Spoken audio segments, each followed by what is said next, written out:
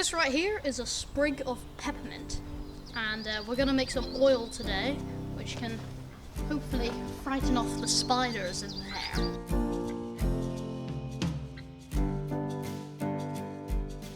I'm afraid of spiders, right? And you know, I have lots of ways of scaring them off. You know, good techniques, well trusted, and one of them is peppermint oil. And you can see here's a bit of peppermint here, and basically you can grow it in your garden. It's a herb, quite common herb, and once you put it in a jar with olive oil and allow it to ferment for a while, it turns into this oil which you can spray at spiders. Completely humane, does not kill them, it just frightens them away. And so let's make some and we'll see if it works. So this is our sprig of peppermint. Obviously you'll need a lot more if you want to make a large amount of peppermint oil. But you'll also need some olive oil, which can easily be found, or you can use an alternative like sunflower oil or rapeseed oil or anything like that. And then you take a jar and you put your peppermint sprig in it. You add some olive oil, just so it goes above and covers the peppermint. So just there. Obviously, you'll have a lot more than this, and that will yield you a lot larger quantities. And then you leave it in a sort of shady place for about 2 or 3 weeks. Until it has fermented, and you shake it every now and again just to get it, mixed about. And if it needs topping up with more olive oil, so the sprig is totally covered, then you do that. It has to be covered, otherwise it'll go moldy. And then after a certain amount of weeks, you take a sieve and a bowl, and you simply pour it in so you don't get any of the excess leaves. And you can see we have our sprig here and all the oil at the bottom. Obviously this is just olive oil at the bottom, but you will have your peppermint oil. In fact, here's some I made earlier. And you can see it is definitely looking a lot different to the standard olive oil, a lot darker, and something definitely has happened. I think this batch may have gone a little mouldy, so you won't be able to eat it or anything. I doubt it's edible or safe to consume. So this can then be taken.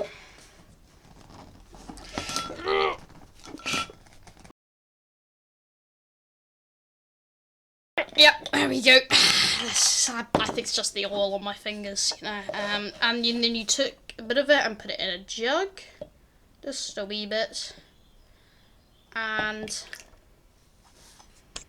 then you've got your oil, and you take, a spray bottle, they can be most places, or you can use one of those washing up places, and then you simply undo the spray bottle and add your oil. There's a little water in there just to dilute it so I don't use all my precious peppermint oil. And then we just screw this back on. And now this is ready for use. A bit of spray action. And that'll keep away the spiders. So I think we should go and test that out in the shed right now. So this is my usual place of residence where I usually do my videos. So it's infested with spiders at the moment, and I need to get them out. So we're just going to go in, and we're just going to spray around the place get an air of peppermint, you know. And you can now smell the peppermint in the air. Do it over all the surfaces where the spiders might be hiding. Everything might be a little damp afterwards, but it'll dry out, it'll buff out, you know. And make sure you can smell peppermint absolutely everywhere before you make sure you leave and exit the building, taking care to spray the door, and then probably leave the door open and simply allow the spiders to walk out. They will not like it, they will go. Now what do you do, I hear you ask, if you have no peppermint in your garden, or you are perhaps allergic to peppermint? Well, I have just the answer for you. A conker. Now you see, nobody knows quite what it is, and the scientific research has not been proven. But basically, a conker scares away the spiders. Some researchers think that it's because the size of the conker means that the spiders will think it's another dominating spider and will vacate the area quickly and quietly. And others think it is a certain smell that puts them off it. Well, just to be safe, I'm going to poke a few holes in mine, just to let the scent out, so to speak. You see, yeah, if we just, yeah, there we go. And we got a little few pinpricks in our conker, and now we just simply put this in a place where the spiders are most likely to go. For instance, I don't know, like a corner, you know, perhaps a windowsill or a particularly troublesome area. So let's just put this here on this mantelpiece where there is a spider web, and you know, the spiders will leave eventually. I guarantee it. You know, this has worked before, and it should work again. Having said that, it is spring, so this part of the video only has relevance to you if you're in autumn.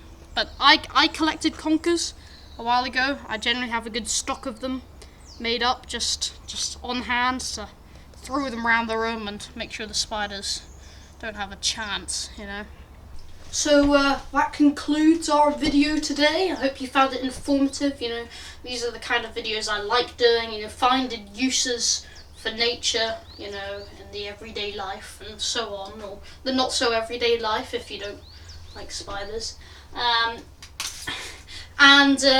I hope to do some more videos surrounding herbs and stuff, you know, because peppermint really is an essential herb in my opinion, especially if you don't like spiders, but it's essential anyway. So I'll do more videos like that in the future, and yeah, so hope to see you soon, and that concludes it.